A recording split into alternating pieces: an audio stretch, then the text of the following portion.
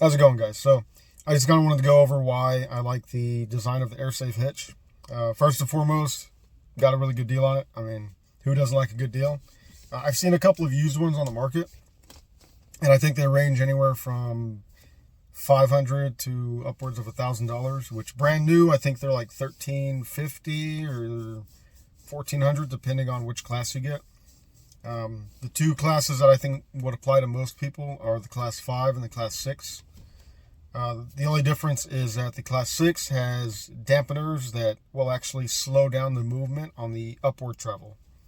So as you saw in the video, I went over a couple of really big bumps, and it basically maxed out the upward movement and the downward movement that happened whenever I did that.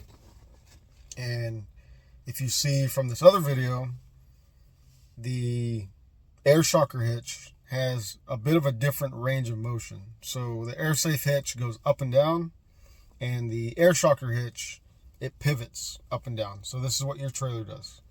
I'm just gonna go ahead and run a side-by-side clip of those two right now, so you can kind of see what I'm talking about.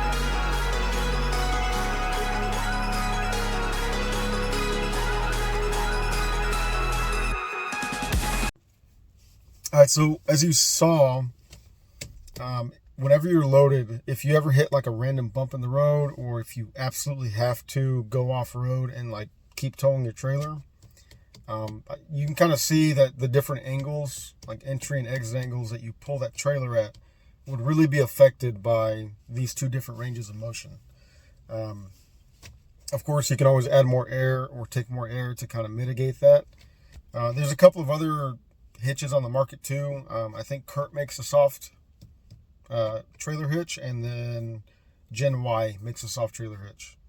My issue with those is that they use parts that are basically not as soft as an air ride hitch can be, because if you need more leverage or like more dampening force on like one of these, you can take air out so it's a little bit softer, or put more air in if you're hauling something really tongue heavy, and you can adjust that on the fly. So with the Gen Y and the Kurt ones, with the Kurt one, it uses rubber pucks, and I'll just put a picture of those because I don't have them offhand, and I can see that wearing out really fast if you're towing a lot of different trailers all the time, or even if you're just towing something that's super tongue heavy. It's really just going to shove that puck together at the bottom of the range of motion, and it also pivots on a bolt, just like the air shocker hitch, but it uses pucks.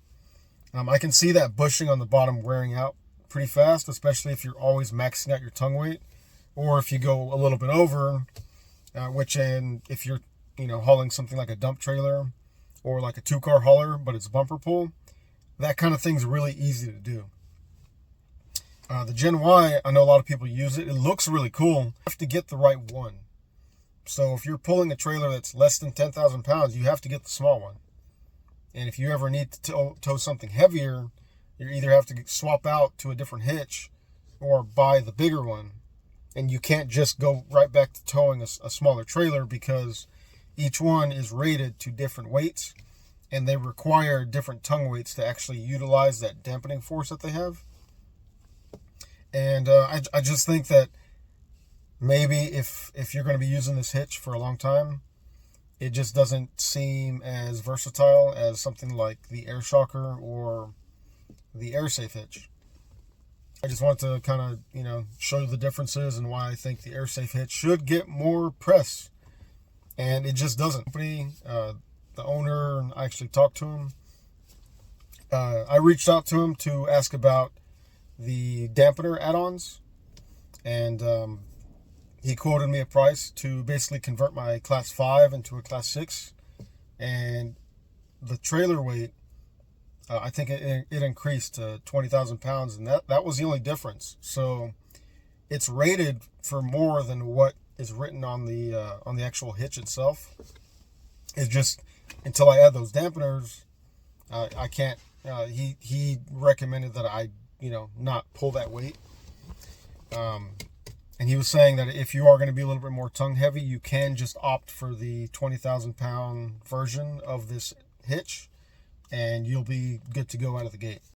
So yeah, I mean, in conclusion, like I said, I just wanted to make a quick one. I'll probably make it into a short as well, so that I can kind of, put the word out there. If you haven't heard of this style of hitch and you tow a lot of trailers, or you have a boat or anything all the way up to 20,000 pounds, I think is what they have one rated to, and you want a softer ride, more comfortable ride, I would highly recommend an air safe hitch over, say, like a shocker hitch.